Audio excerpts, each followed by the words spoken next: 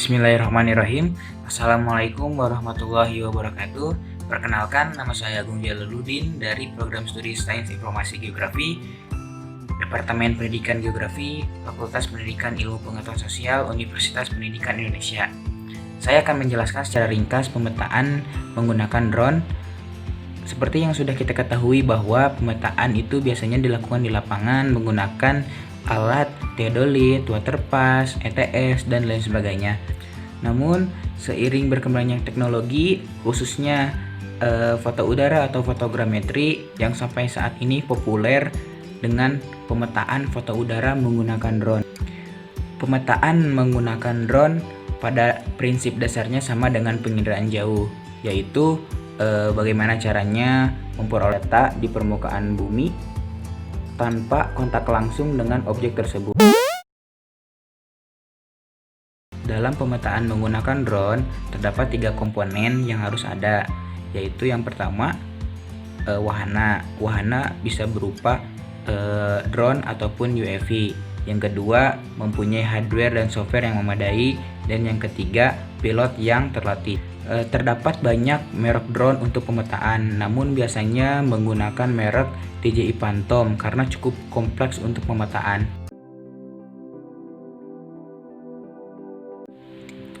Hal-hal yang perlu diperhatikan sebelum pemetaan, yang pertama, cek alat-alat seperti handphone, tablet, dan software. Yang kedua, cek drone yang akan digunakan.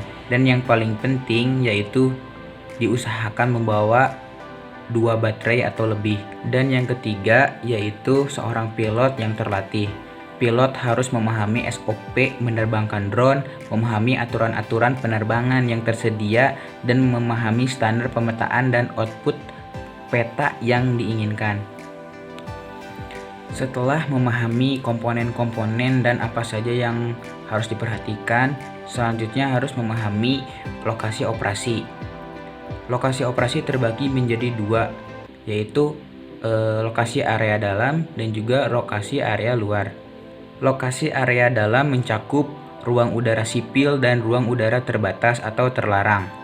Jika terbang melewati area tersebut, harus mengajukan izin operasi. Sedangkan area luar mencakup terbang di atas 150 meter dan terbang di bawah 150 meter. Jika terbang di area ini tidak perlu izin operasi.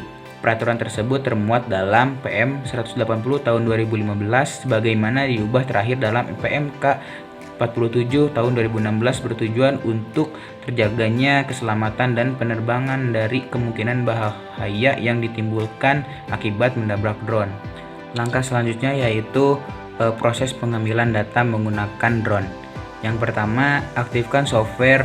Contohnya menggunakan software DJI Go 4 dan Fix4 Capture. Hubungkan antara software atau aplikasi dengan drone. Yang kedua, lakukan setting untuk jalur terbang drone, angle of the camera, font overlap, side overlap, dan drone speednya.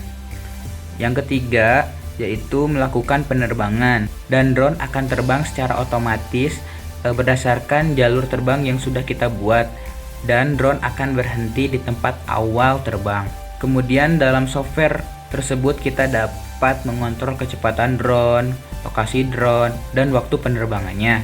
Setelah melakukan pengambilan data menggunakan drone, langkah selanjutnya yaitu melakukan pengolahan data foto udara. Karena hasil pengambilan data ini masih berupa raw data, belum menjadi ortomosaik. Pengolahan foto udara biasanya menggunakan software Agisoft, dan untuk layoutingnya biasanya menggunakan software ArcGIS ataupun QuantumGIS. Demikian yang dapat saya sampaikan, mudah-mudahan ada manfaatnya. Mohon maaf bila ada kesalahan. Wassalamualaikum warahmatullahi wabarakatuh.